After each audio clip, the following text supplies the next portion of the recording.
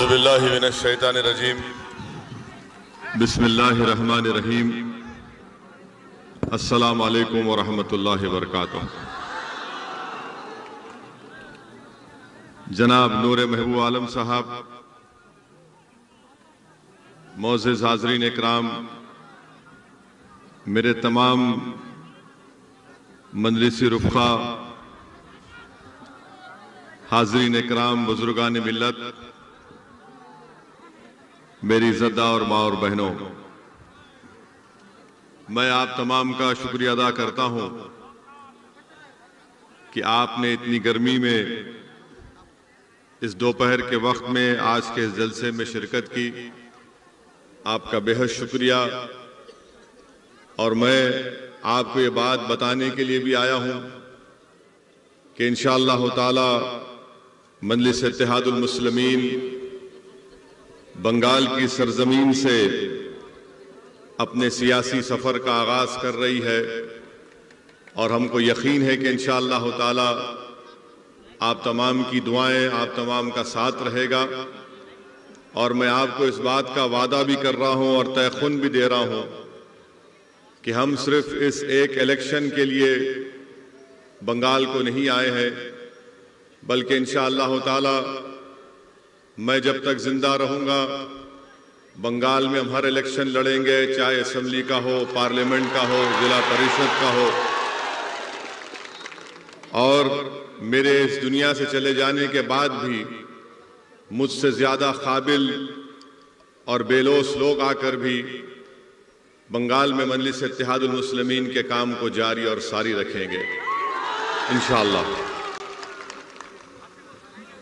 तीसरी अहम बात मैं आपको बताना चाहूंगा कि इस आने वाले असेंबली इलेक्शन में इंशाअल्लाह ताला जलंगी और सागरदगी से मजलिस इत्तेहादुल मुस्लिमीन का उम्मीदवार इस इलेक्शन में लड़ेगा इंशाअल्लाह ताला।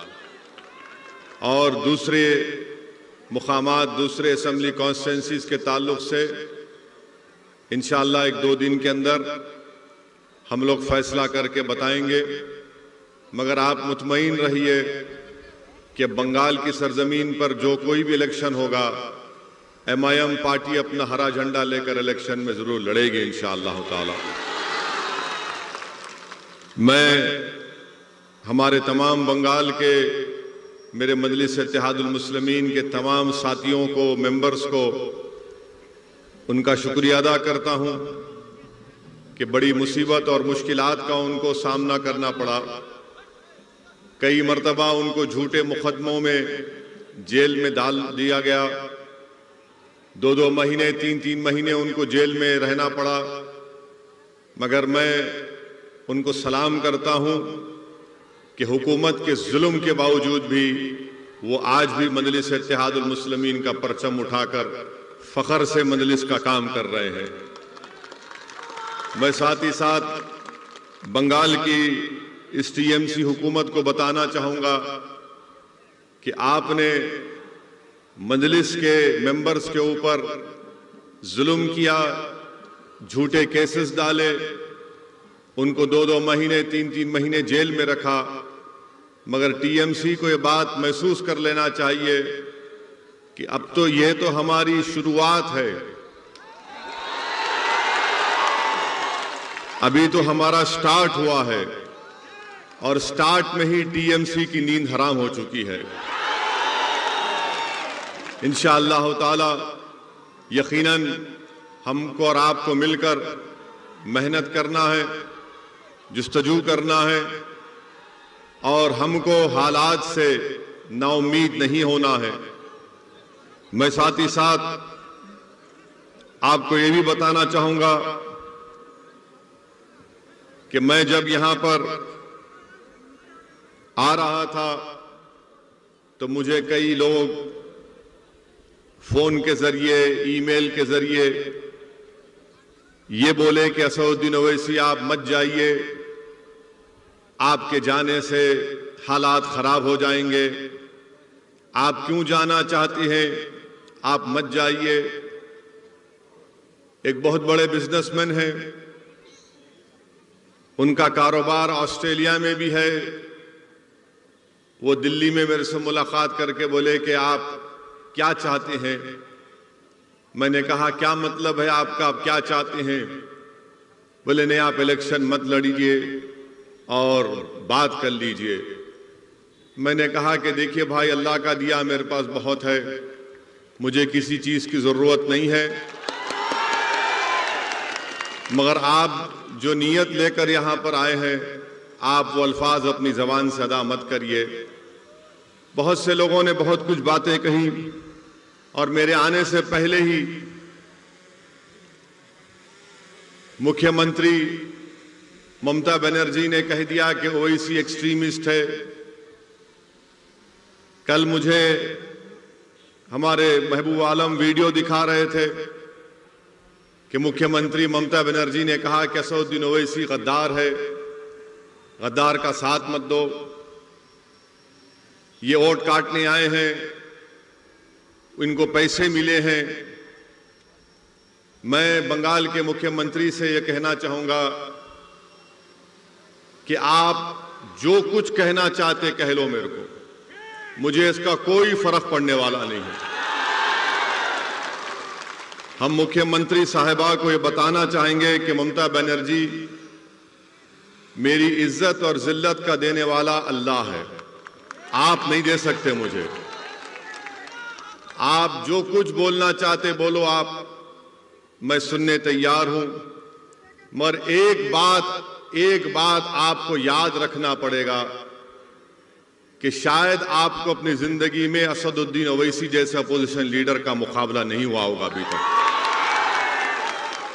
हम लड़ेंगे, ये हमारा जमहूरी हक है, डेमोक्रेटिक राइट है, और हम आगे बढ़ेंगे इंशाअल्लाह ताला। दूसरी बात यह है कि कोई यहां पर कहते कि लेफ्ट और कांग्रेस वाले बोलते हैं क्यों असदुद्दीन ओवैसी आ रहे। टीएमसी, कांग्रेस, बाम और बीजेपी, ये चारों मेरे बारे में एक बात जरूर कहते हैं, ये चारों एक बात पे मुत्तफिक हैं। कांग्रेस भी वही बात, लेफ्ट भी वही बात कि आप यहां पर क्यों आकर वोट को काटते हैं। मैं पूछना चाहता हूं टीएमसी के लोगों से, कांग्रेस और बाम के लेफ्ट के लोगों से, क्या बंगाल का वोटर आपका गुलाम है कि आपकी बात को सुनेगा?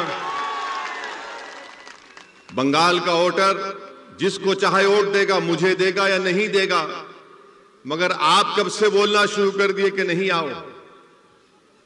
मेरे अजीज दोस्तों, मेरी इज्जतदार मां और बहनों, 70 साल से आप लोगों ने कांग्रेस को वोट दिया, लेफ्ट फ्रंट को वोट दिया, 10 साल आपने टीएमसी को वोट दिया, और इन तीनों पार्टीज ने आपसे वोट लेकर यह कहा कि हम हिंदुत्व को रोकेंगे, हम आपका डेवलपमेंट करेंगे, हम आपसे इंसाफ करेंगे। मगर मैं आपको बता रहा हूं कि बंगाल के दलितों को और खास तौर से मुस्लिम अक़लियत को ना इंसाफ मिला, ना उनका डेवलपमेंट हुआ, ना ये लोग बंगाल में हिंदुत्व की तहजीब को या उसके पॉलिटिकल गलबे को रोक सके। ये इनकी नाकामी की वजह से हिंदुत्व आज बंगाल में आगे बढ़ रहा है। 70 साल से धोखा दिया और आपका वोट हासिल किया। मेरे अजीज दोस्तों और बुजुर्गों, ममता बनर्जी क्या कहती हैं कि मैं मुसलमानों की प्रोटेक्टर हूं। ममता बनर्जी हर जगह कहती हैं, अब इस इलेक्शन में नहीं बोल रही हैं, मगर हम ममता बनर्जी को बताना चाह रहे हैं, आप जरूर बंगाल के मुख्यमंत्री हैं, मगर हमारा प्रोटेक्टर तो सिर्फ अल्लाह ही है, अल्लाह ही रहेगा। आपके प्रोटेक्शन की जरूरत नहीं है। आपका काम यह है कि बहैसियत मुख्यमंत्री आपने भारत के संविधान के ऊपर ओथ लिया है, और ओथ जब आप लेती हैं, चाहे आप हो या नरेंद्र मोदी हो, इनका काम यह है कि भारत की और बंगाल की जनता से इंसाफ करें, जो ना आप किया है और ना मोदी ने किया है। दोनों ने इंसाफ नहीं किया है। दोनों ने इंसाफ नहीं किया है। और चौथी बात यह कि ममता बनर्जी ने मेरे आने से पहले, माशाअल्लाह मैं शुक्रिया अदा करता हूं मैडम चीफ मिनिस्टर का, कि दूल्हे के आने से पहले उन्होंने दूल्हे के बारे में बात करना शुरू कर दी। हर जगह टीवी चैनल पर जलसे में बहुत अच्छा है, आप बोलिए जरूर, क्योंकि मुझे मालूम है कि आपके दिमाग में असदुद्दीन ओवैसी आपको दर्द पहुंचा रहा है, इसलिए ममता बनर्जी बोल रही हैं। हम ममता बनर्जी से, टीएमसी से पूछना चाहते हैं, 10 साल से आपको सत्ता मिली बंगाल में, आपने अभी अपने पार्टी का इलेक्शन मैनिफेस्टो रिलीज किया। इलेक्शन मैनिफेस्टो में एक वर्ड नहीं है मुस्लिम, एक वर्ड नहीं है, और आप उसमें लिखते भी नहीं है कि आपने 10 साल में मुस्लिम माइनॉरिटीज के लिए क्या किया, आपने मुस्लिम माइनॉरिटीज के लिए कौन सा काम किया, बताइए ना, वो भी नहीं बताते आप। और फिर आप ये भी बोलते हैं कि मैं, ममता बनर्जी ये भी कहती हैं कि मैं माइनॉरिटी की मिनिस्टर भी हूं, वो पोस्ट मेरे पास है। तो बताइए ना आपने क्या किया, कुछ तो किया होगा ना आपने, तो बताइए आपने क्या किया। मेरे अजीज दोस्तों और बुजुर्गों, मेरी इज्जतदार मां और बहनों, 10 साल आपने टीएमसी को वोट दिया, उससे पहले 30-31 साल लेफ्ट को, उससे पहले कांग्रेस को आपने वोट दिया।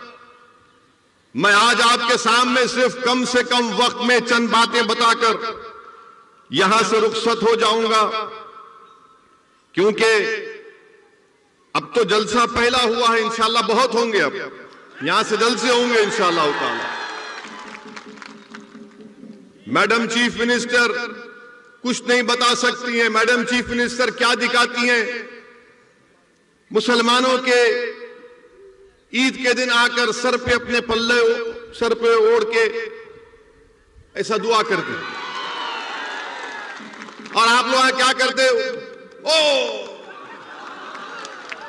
उससे पेट भरता, उससे नौकरी मिलती, बच्चों को स्कूल मिलता, अस्पताल मिलता, पुलिस से जुल्म का खात्मा होता, मगर ये इनका ड्रामा, सर पे ओढ़ो, हाथ उठाओ, अल्लाहू अकबर,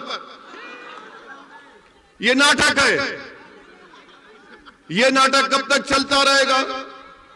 अच्छा, अब आप खुद, मैं आपको बता रहा हूं, मैं ममता बनर्जी से, चीफ मिनिस्टर बंगाल से, ये लेफ्ट फ्रंट के लोगों से, और कांग्रेस, ये लेफ्ट फ्रंट कांग्रेस तो इनका आखिरी इलेक्शन है, इसके बाद खत्म ही हो जाने वाले हैं, नहीं रहने वाले हैं। ये इनसे मैं पूछना चाह रहा हूं, बंगाल में आप ये बताइए कि क्या ये बात सच नहीं है कि बंगाल में 15% मुसलमान बच्चे जिनकी उम्र 6 साल और 14 साल की है, वो स्कूल के बाहर हैं। 6 और 14 साल की उम्र के बच्चे 15% स्कूल के बाहर हैं। क्यों नहीं डाले उनको स्कूल में? आप, मैं रोका था क्या आपको? ठीक है, मैं गद्दार हूं, चलिए मान लिया मैं गद्दार हूं, मैं सब कुछ हूं, मगर आप स्कूल में क्यों नहीं, स्कूल नहीं बनाए? ये गवर्नमेंट का डेटा है, मेरा नहीं है। 6 और 14 साल की उम्र के 15% मुस्लिम बच्चे स्कूल के बाहर हैं। आपको मालूम, यूपी और बिहार के बाद सबसे ज्यादा मुसलमान बच्चे आउट ऑफ स्कूल कहां पर है? बंगाल में। बंगाल में ये क्यों नहीं किया आपने? मैं रोका क्या आपको? आप स्कूल खोल देते। 30 साल लेफ्ट की हुकूमत, उससे पहले कांग्रेस की हुकूमत, 10 साल से टीएमसी की सरकार, किसने रोका था आपको स्कूल खोलने से? क्या यह बात सच नहीं है कि जितने सेकेंडरी और हायर स्कूल हैं वो मुर्शिदाबाद में, मालदा में, दिनाजपुर में नहीं है? क्यों नहीं है? क्योंकि यहां पर बड़ी तादाद में मुस्लिम माइनॉरिटी रहती है। कहां पर ये स्कूल ज्यादा है? दार्जिलिंग में है, बंकुरा में है। आप बताइए फिर ये क्यों, आप यहां क्यों नहीं खोलते? आप यहां पर खोलना चाहिए ना, जहां पर जरूरत है। मगर नहीं, ममता बनर्जी बोलेंगे ओवैसी गद्दार है, लेफ्ट कांग्रेस बोलेंगे बी टीम है, अरे मैं सब कुछ हूं बाबा, तुमने स्कूल क्यों नहीं खोला? इनके पास इसका कोई जवाब नहीं है। अच्छा, आपको मालूम कि मुर्शिदाबाद जिले में 50% स्कूल के बच्चों को मिड डे मील स्कीम नहीं मिलता। अब तो खैर कोविड से स्कूल बंद है, मगर 2019 से क्यों नहीं देते आप मिड डे मील स्कीम? बच्चों को स्कूल में खाना दिया जाता है पूरे भारत में। 50% स्कूल्स में मुर्शिदाबाद में मिड डे मील स्कीम नहीं दिया जाता। क्यों नहीं दिया जाता? ठीक है ममता दीदी, मैं गद्दार हूं, मानता हूं कांग्रेस लेफ्ट वालों में भी टीम हूं, बताओ फिर तुम स्कूल में खाना क्यों नहीं देते? ये तुम्हारा डेटा है, मेरा नहीं है। और फिर लेफ्ट के लोग बोलते हैं हम मुसलमान को जमीन दिए। 3/4 Muslims of Bengal have no land, जमीन नहीं दिए और आप झूठ बोलते हैं मेरे अजीज दोस्तों और बुजुर्गों। फिर उसके बाद आप देख लीजिए कि 6 सबसे बदतरीन डिस्ट्रिक्ट्स जो हैं हेल्थ के एतबार से, 3 के 3 तो 50% मुस्लिम माइनॉरिटी के डिस्ट्रिक्ट्स हैं। आप क्यों नहीं खोले अस्पताल? वहां पर खोलना था ना, मैं रोका आपको। ठीक है, मैं गद्दार हूं, बी टीम हूं, मैं उनसे पैसे लिया, उनसे जो भी होगा अलग बात है, मगर ये काम आप क्यों नहीं करे? इनको इसी बात का हम सब सवाल करते हैं तो इनको तकलीफ हो जाती है। और मैं मुर्शिदाबाद की हमारी मां और बहनों को बताना चाह रहा हूं, मुर्शिदाबाद जिले के मां और बहनों को बताना चाह रहा हूं, जो 50% हमारी मां और बहनें बीड़ी बनाती ना। अब आप मेरी बात सुन लो, क्या आपने टीएमसी और कांग्रेस लेफ्ट के किसी एक लीडर से सुना कि नरेंद्र मोदी की सरकार एक नया रूल बना रही टोबैको के ऊपर, तंबाकू के ऊपर, उससे लाखों बीड़ी बनाने वालों की नौकरियां चले जाएंगी? मैं 1 महीना पहले नरेंद्र मोदी की हुकूमत को, गवर्नमेंट को लेटर लिखा कि कॉप्टा में अमेंडमेंट्स मत लाइए। भारत में 85 लाख बीड़ी बनाने वाली और उसमें 70% महिलाएं।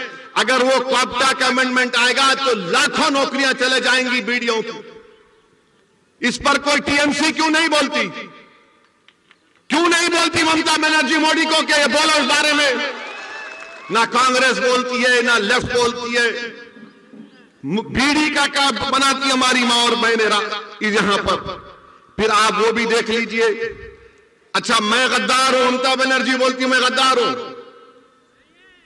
कांग्रेस बोलती कि मैं बी टीम हूं। अच्छा, ये बताओ, पूरे बंगाल में 25.4% घर में टैप वाटर है, पानी का टैप वाटर है।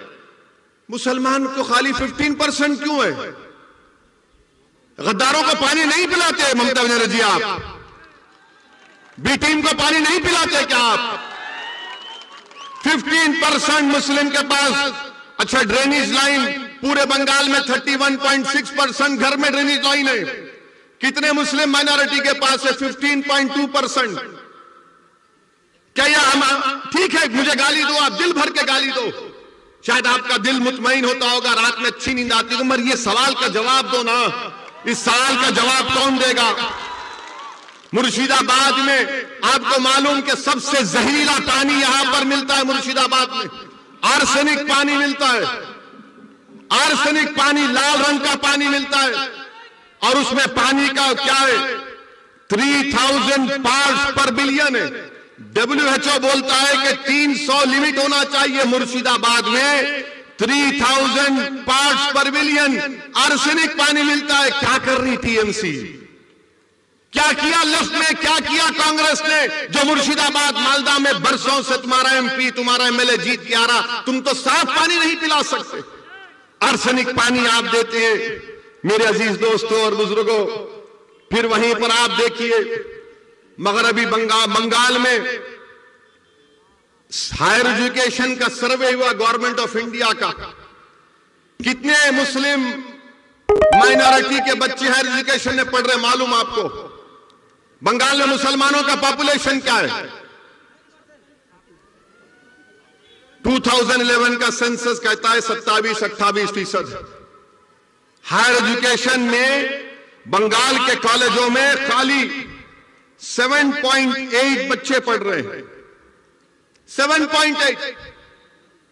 कितने टीचर है कलकत्ता यूनिवर्सिटी में, जादवपुर प्रेसिडेंसी में मुस्लिम टीचर 3.6 है। ममता जी, मैं गद्दार हूं ना?